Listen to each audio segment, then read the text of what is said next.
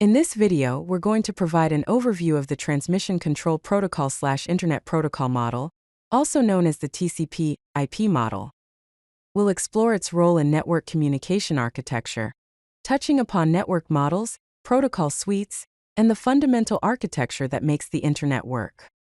Let's dive in to understand how devices communicate with each other across the Internet.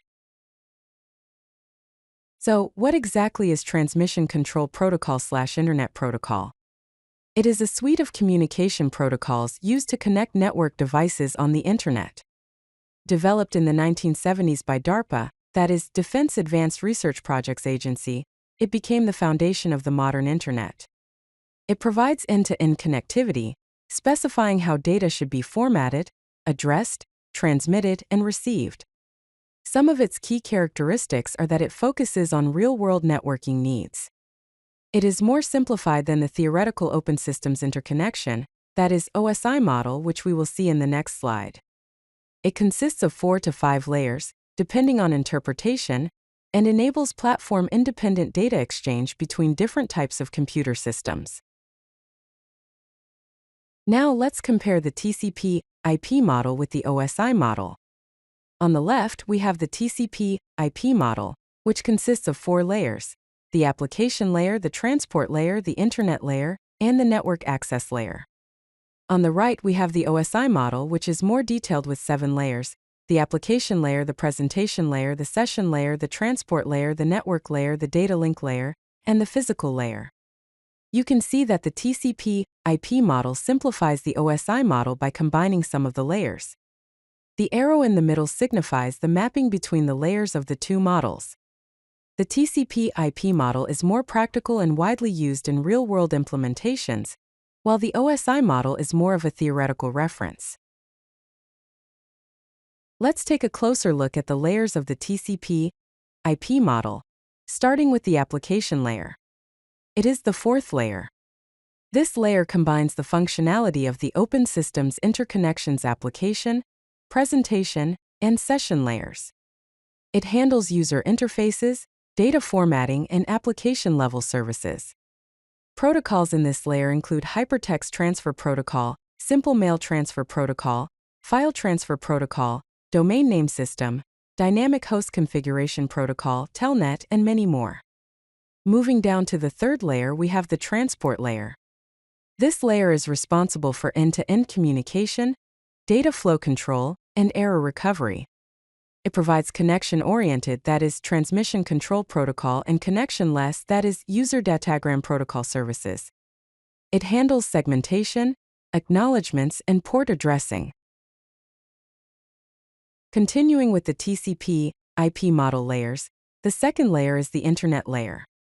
This layer handles packet routing and delivery across multiple networks, and is equivalent to the Open Systems Interconnections network layer. Key protocols include Internet Protocol version 4, Internet Protocol version 6, Internet Control Message Protocol, Address Resolution Protocol, and Internet Group Management Protocol. This layer is responsible for logical addressing and path determination. Finally, at the bottom we have the 1st layer, the network access layer. This layer combines the Open Systems Interconnections physical and data link layers. It manages the physical connection to the network and hardware addressing, handling framing, physical addressing, and media access control.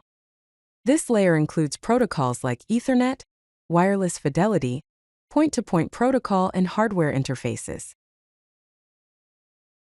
Now let's discuss data encapsulation in Transmission Control Protocol/Internet Protocol. Data encapsulation is the process where each layer adds its own header, and sometimes trailer, information to the data received from the layer above. At the application layer, we start with application data. As the data moves down to the transport layer, a transmission control protocol or user datagram protocol header is added, creating a segment. Then, at the internet layer, an internet protocol header is added, forming a packet.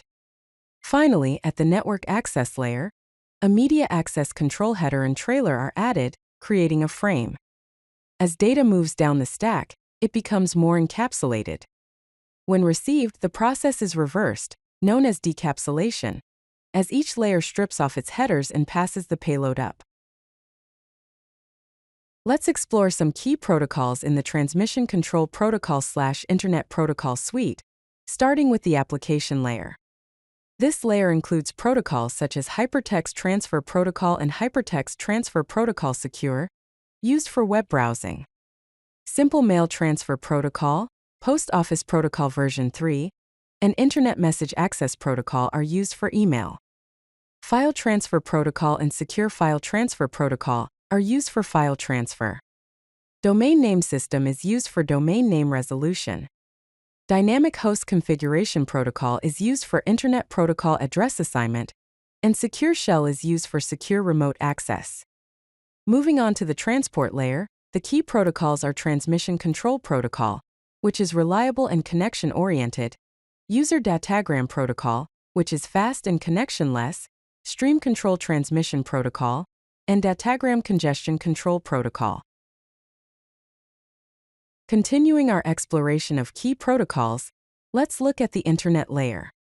Here we find Internet Protocol version 4 with 32-bit addressing, Internet Protocol version 6 with 128-bit addressing, Internet Control Message Protocol for error reporting and diagnostics, Address Resolution Protocol, Internet Group Management Protocol, and Internet Protocol Security for secure Internet Protocol communications.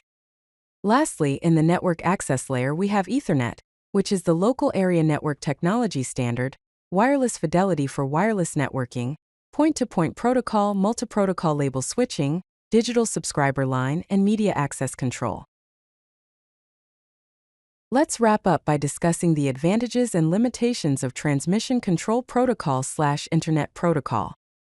Some of the advantages include it being an open standard, meaning it is not controlled by any single organization, its scalability, as it supports networks of all sizes from small local area networks to the global internet, its interoperability, working across different hardware and software platforms, its robustness, designed to maintain connections despite network failures, and its wide implementation, making it the de facto networking standard. However, there are also limitations. There are security challenges as it was not designed with security as a primary concern. Internet Protocol version 4 address exhaustion, due to the limited address space in the original design. Quality of service with limited built-in mechanisms for traffic prioritization. Overhead, where protocol headers can create significant overhead for small data transfers. And finally, complexity, as implementing the full stack correctly can be challenging. If you like this video, hit that like button and don't forget to subscribe. Visit codelucky.com for more such useful content.